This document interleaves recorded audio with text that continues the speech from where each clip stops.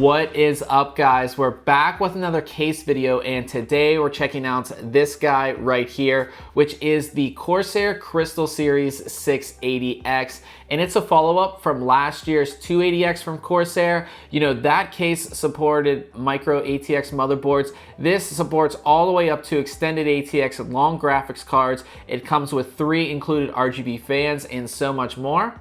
So let's go ahead and take a look. As I mentioned, the 680X is the big brother to the 280X, so it's a much larger case. With its dual chamber design, it's wider yet shorter than your typical mid-tower. We received the white version of the case, but it comes in black as well. Starting at the front of the case, we have our first of 3 tempered glass panels. This panel covers the front left part of the case, and behind it is a magnetic filter as well as the 3 included Corsair LL120 RGB fans. While Corsair calls this a high airflow case, your only ventilation for these fans is on the side and bottom of the case, so this definitely isn't high airflow by any means. Moving up to the top of the case, we find our second tempered glass panel, which is again on the left side of the case.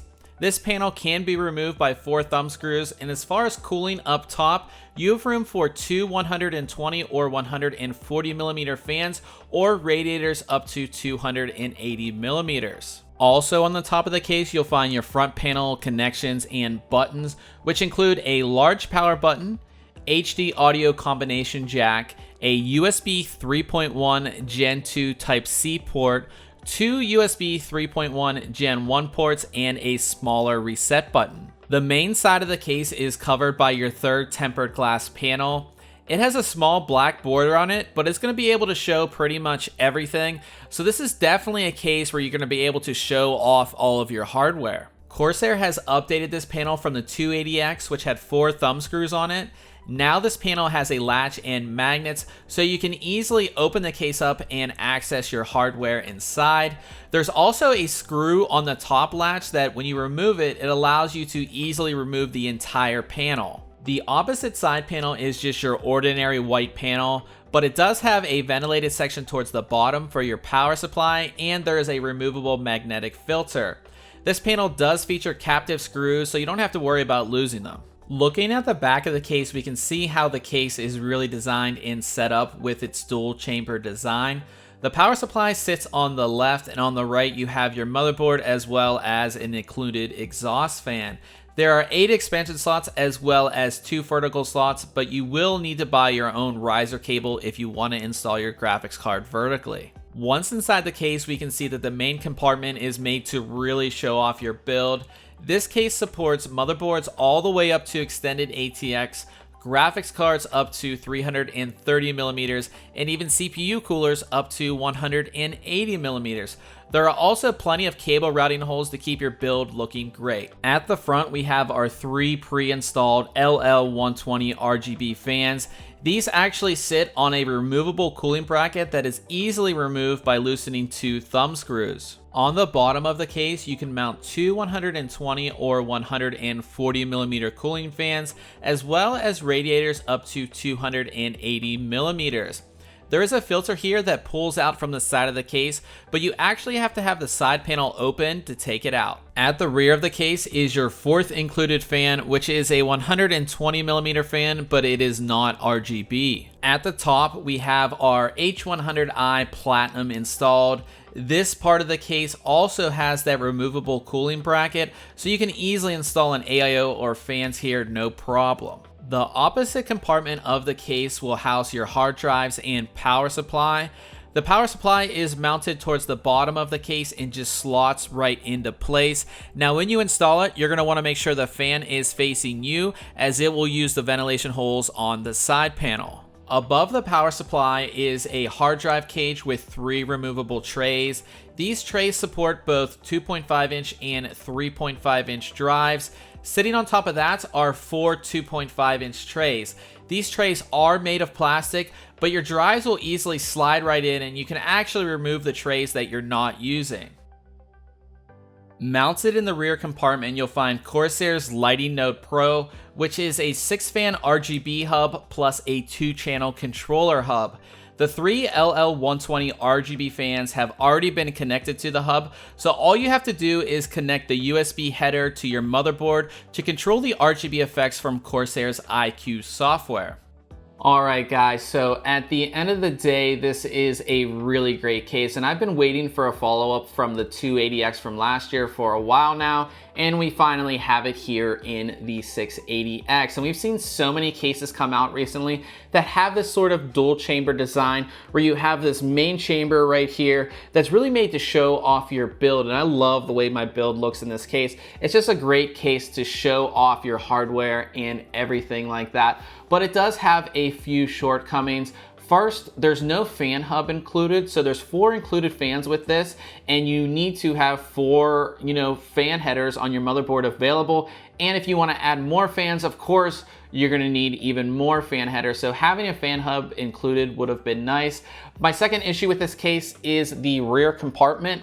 I feel it's kind of put together just weird. The hard drive cage and the trays are where they are. You can't move them around. You can't mount hard drives on the front to display them or anything like that.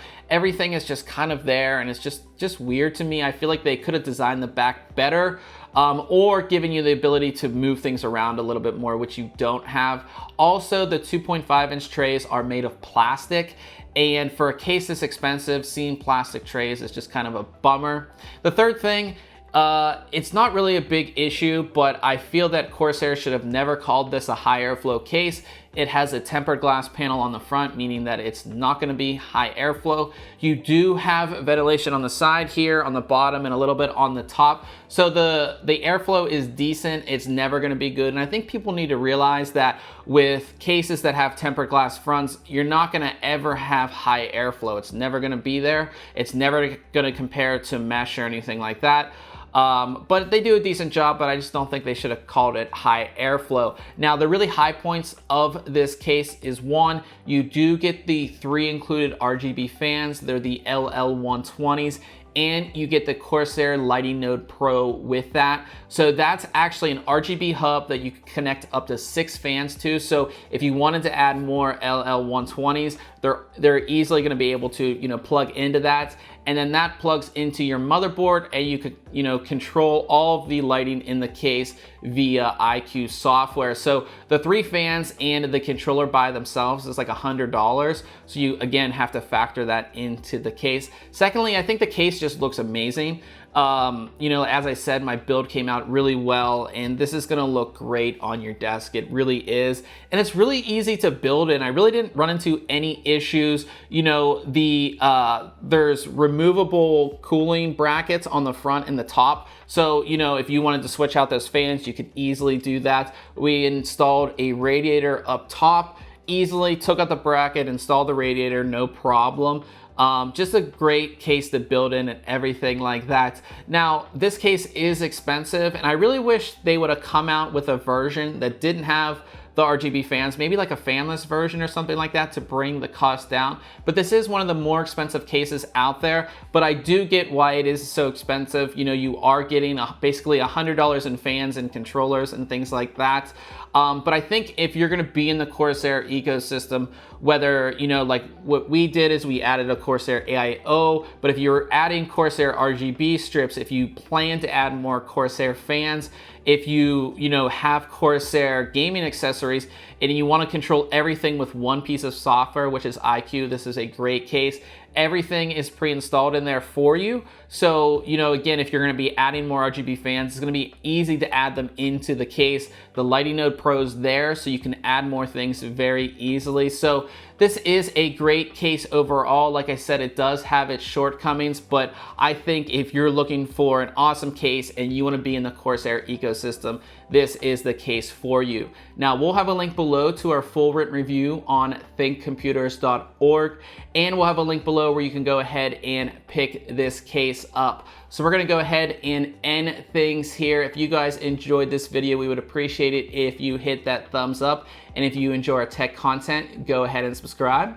Until next time, catch you guys later.